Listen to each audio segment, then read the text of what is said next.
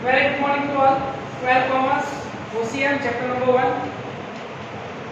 In last particular lecture that we learn about different level of management. As we know that three type of level of management is there mainly. Number 1, that is top level management. Second one, middle level management, and third one, that is bottom level management. And here last time also that we discussed the various functions of various levels, that is functions of top level management, functions of middle level management, and functions of lower level or bottom level management. Right now in this example, in this particular lecture, we discuss about the difference between top level, middle level as well as bottom level management. It means that whatever we learned in last particular lecture, we have to revise it and we have to learn a difference between that levels. Okay, so mainly 8 points are there included. So according to the chronological order, one by one we discuss that 8 point and successfully we have completed this particular topic. Okay, so first point, management as well as administration. Okay, so let's see. In top level management, proportion of management is more and administration is less. That we can see in every business, that we can see when top level management is there, in that particular thing they have to think with the help of management and they do not have to more work in the business organization. Okay, so management is more and administration work is lower in top level management. In middle level management, proportion of management is less and administration is more. So in comparison of top level management, in middle level management, management work is less and administration work is more. When in lower level, as we know that management level is very less, administration level is more. Okay, so let's see. Proportion of management level is too less and administration is a maximum. That we can see. Okay, so as we know, yesterday also last lecture that we discussed the pyramid. Okay, so top level, middle level and bottom level management. So here top level, middle level and bottom level management is there. So as we know, those who are included in top level, they have to make the policies. So management work is more. In comparison of top level, middle level, management work is quite less.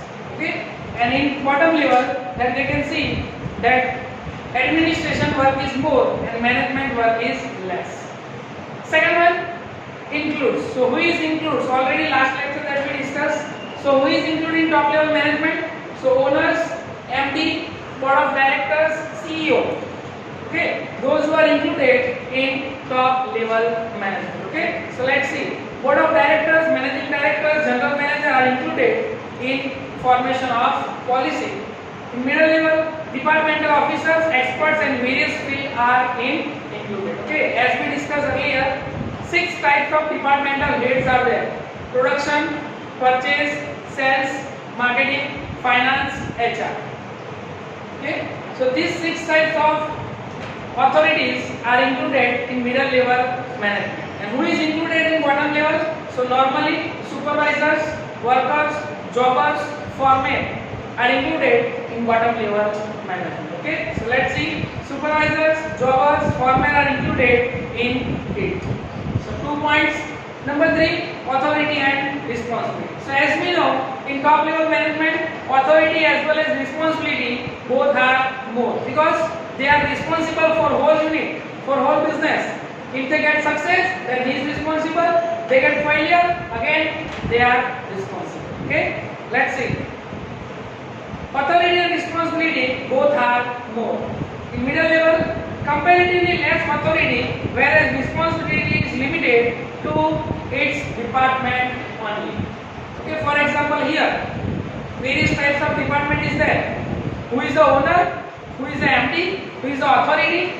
Whole responsibility is there. But middle level management, they have to responsibility up to their department. Okay, and last, those who are workers, as we know, worker has very less responsibility as well as authority. Okay, less authority while responsibility is limited, up to their subdivision only. In that particular work that he or she is doing work, that particular area is responsible under that particular person. Okay, so three things are there. Next, number 4, number of members. So as we discussed, in top level management very few people are there. Okay, in middle level management more than top level management, more people is there, and in bottom level management many people are there. Okay, let's see. Less number of members at top level management compared to top level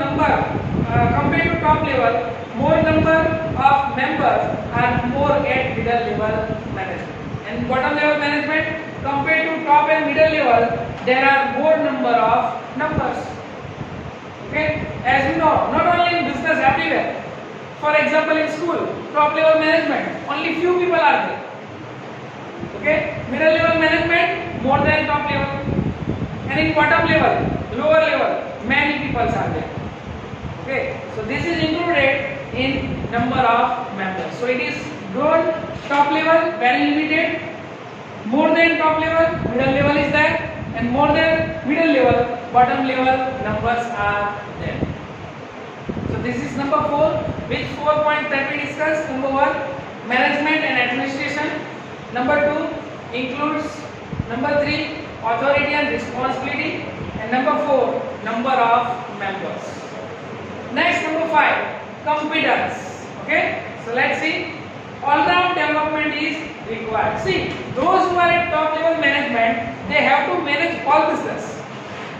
So they have required all type of knowledge, whether it is a management skill, personal skill, development skill, communication skill, traveling, everywhere, cost effectiveness. Okay, everything is required. Those who are situated in top level management. Number 2, specialized knowledge is required. See, which department that we have to work, that type of knowledge that we have required. For example, a person, those who are included in finance department, no need to knowledge about the marketing because he is included in finance. Same way, a person, those who are included in finance department, no need to knowledge about the purchase department. Whatever department is there, that you are working in that particular thing, that type of knowledge is required. Okay, and last, number 3, requirement is knowledge of one's own department and sub-department. Okay, whatever sub-department that you are working, that type of knowledge is required when you are working over there. So this is number 5. Next, number 6, formation of objective and policy.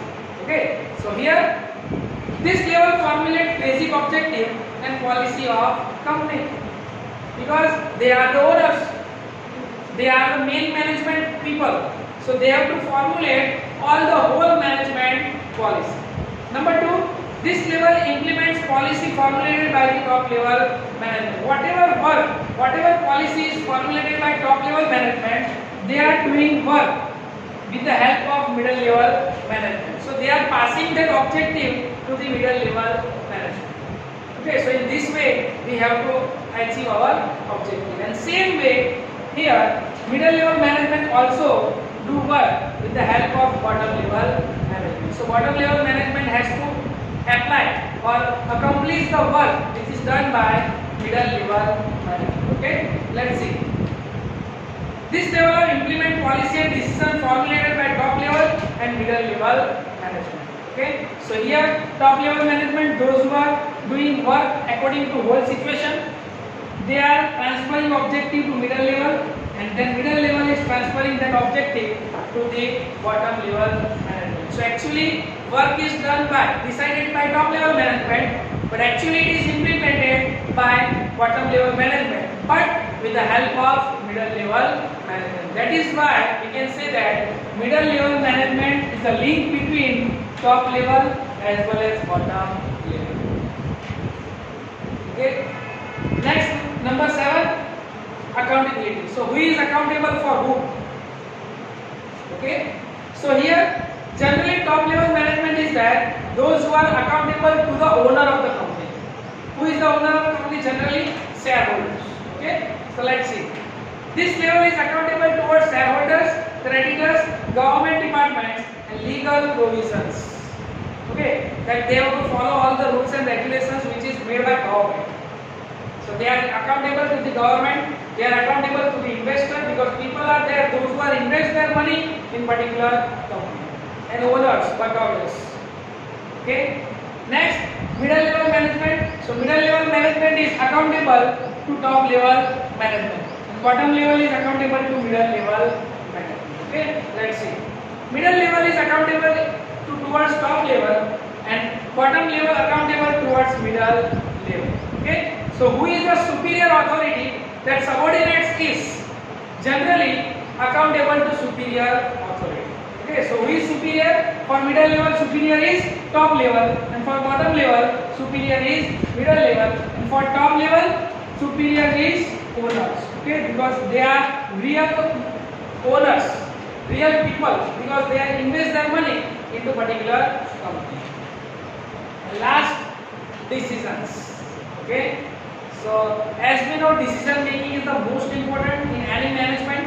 Okay, so which type of decision is taken by which department? So generally, top level management, decision taken by this level is more risky and comparatively more free, far-reaching to the large extent. Okay, because they are responsible for whole unit.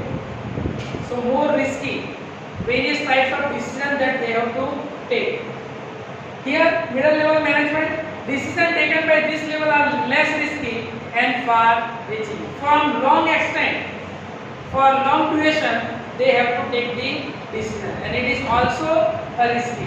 And last, that is decision taken by this level is least risky and far reaching. Okay, so less risky because they have to do work in limited area, in limited criteria. Okay, so in this way, 8 points are there. Those who are included in difference between top level, middle level, and bottom level management.